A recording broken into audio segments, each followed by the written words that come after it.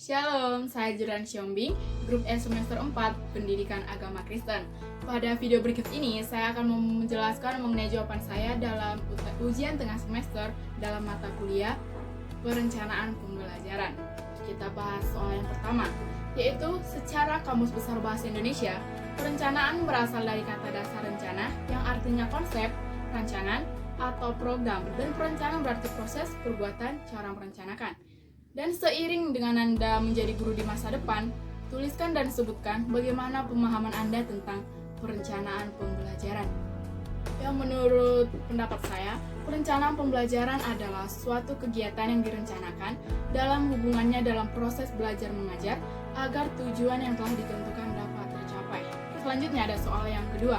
Tuliskan dan sebutkan benefit yang Anda dapatkan dalam perencanaan pembelajaran dalam kuliah yang kita laksanakan. Benefit yang saya dapatkan dalam mata kuliah perencanaan pembelajaran yang sedang dilaksanakan pada saat ini yaitu yang pertama, saya menjadi mengetahui tentang model pembelajaran. Yang kedua, saya menjadi mengetahui bagaimana perencanaan pembelajaran itu baik dari sisi gurunya ataupun dari sisi siswanya. Dan yang ketiga, saya menjadi mengetahui bagaimana cara menyusun rencana pelaksanaan pembelajaran atau RPP yang baik dan benar, dan saya dapat menyesuaikannya dengan perencanaan.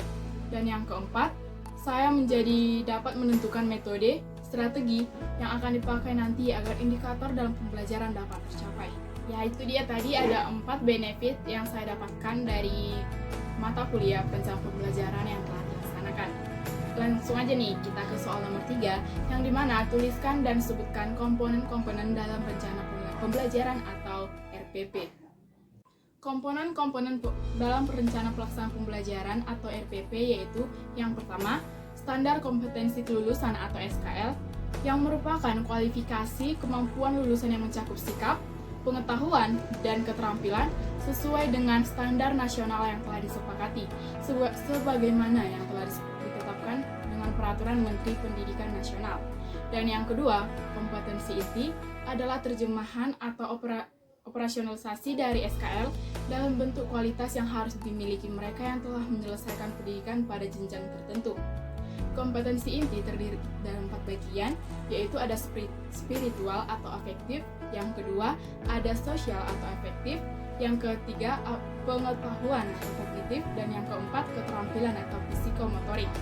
Kompetensi dasar adalah kompetensi setiap mata pelajaran untuk setiap mata pelajaran, untuk setiap kelas yang diturunkan dari kompetensi inti. Dan yang ketiga, ada indikator pencapaian kompetensi atau IPK yang merupakan tolak ukur ketercapaian dari suatu kompetensi dasar atau KD yang meliputi pengetahuan, keterampilan, dan sikap nilai-nilai karakter dengan menggunakan kata kerja operasional yang dapat diamati dan diukur. Dan IPK ini dibuat oleh guru yang berada di sekolah tersebut. Dan yang keempat, tujuan pembelajaran atau TP, rumusan perilaku yang harus dicapai peserta didik adalah setelah mempelajari sepasang kompetensi dasar atau KD, meliputi pengetahuan, keterampilan, sikap, nilai-nilai karakter, dan menggunakan kata kerja operasional yang dapat diamati dan diukur.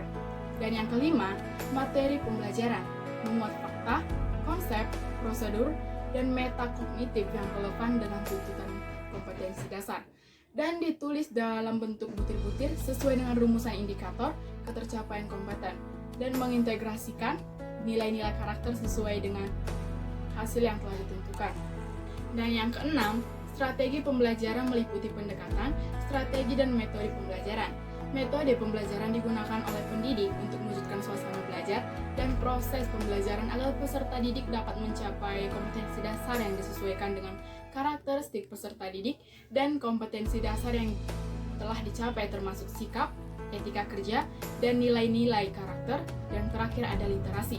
Dan yang ketujuh, kegiatan pembelajaran dilakukan melalui tahapan. Yang pertama ada A. Pendahuluan, merupakan kegiatan awal dalam suatu pertemuan. Pembelajaran yang akan ditujukan untuk dapat membangkitkan motivasi dan semangat dari peserta didik. Dan yang kedua ada kegiatan inti, merupakan proses pembelajaran untuk dapat mencapai kompetensi dasar. Kegiatan pembelajaran dilakukan secara interaktif, menyenangkan, dan dapat memotivasi peserta didik untuk berpartisipasi pada saat melakukan proses belajar mengajar. Dan yang selanjutnya ada C, penutup, merupakan kegiatan yang dilakukan untuk mengakhiri yang dapat dilakukan dalam bentuk rangkuman ataupun menarik kesimpulan. Dan yang kedelapan, media pembelajaran berupa alat bantu proses pembelajaran untuk menyampaikan materi pembelajaran. Dan yang kesembilan, sumber belajar meliputi buku, lembaran informasi, job sheet atau lembaran tugas, lembar penilaian, internet, dan lain-lainnya. Dan yang ke-10, penilaian hasil belajar merupakan keputusan pencapaian hasil belajar yang didasarkan pengumpulan data menggunakan instrumen pengumpulan baik sikap, pengetahuan, dan keterampilan. Ya, itu dia tadi ada 10 komponen RPP atau rencana pelaksanaan pembelajaran yang dapat saya jabarkan dari pertanyaan nomor 3. Ya, langsung aja nih kita ke soal nomor 4, yang dimana soalnya tuliskan dan sebutkan secara singkat dan padat mengenai A yang pertama, pengembangan materi pembelajaran, B, indikator pencapaian kompetensi, dan C, tujuan pembelajaran. Saya akan menjawab mulai dari A, yaitu pengembangan materi pembelajaran. Materi pembelajaran adalah bagian dari isi rumusan kompetensi dasar, merupakan objek pengalaman belajar yang diinteraksikan di antara peserta didik dan lingkungannya untuk mencapai kemampuan dasar berupa perubahan perilaku sebagai hasil belajar. Materi pembelajaran dapat dikembangkan dari IPK sesuai tuntutan kompetensi dasar dari KI 1, KD dari KI 2, KI 3, dan KI 4 berdasarkan silabus. Pengembangan materi pembelajaran mempertimbangkan yang pertama, relevansi dengan kebutuhan peserta didik dan dengan tuntutan lingkungan. Dan yang kedua, tingkat perkembangan fisik, intelektual, emosional, sosial, dan spiritual peserta didik. Yang ketiga, kebermanfaatannya bagi peserta didik. Yang keempat, struktur keilmuan. Yang kelima, berbagai sumber belajar yang relevan. Yang keenam, alokasi waktu. Dan yang ketujuh, mempertimbangkan nilai-nilai karakter yang dapat dikembangkan. Dan itu dia tadi ada 7 pengembangan materi pembelajaran yang harus dipertimbangkan. Dan pengembangan materi pembelajaran dapat berupa content knowledge atau isi pengetahuan, dan yang kedua, dan pedagogical knowledge atau dimensi pengetahuan. Kegiatan pengembangan materi pembelajaran dilakukan untuk menghasilkan ruang lingkup materi pembelajaran. Dan yang kedua, saya akan menjelaskan mengenai B, indikator pencapaian kompetensi. Indikator pencapaian kompetensi merupakan rumusan kemampuan yang harus ditampilkan oleh peserta didik sebagai bukti telah menguasai kompetensi dasar. Indikator pencapaian kompetensi dirumuskan dengan menggunakan kata kerja operasional yang dapat diukur mencakup sikap, pengetahuan, dan keterampilan. Indikator pencapaian kompetensi menjadi penilaian mata pelajaran.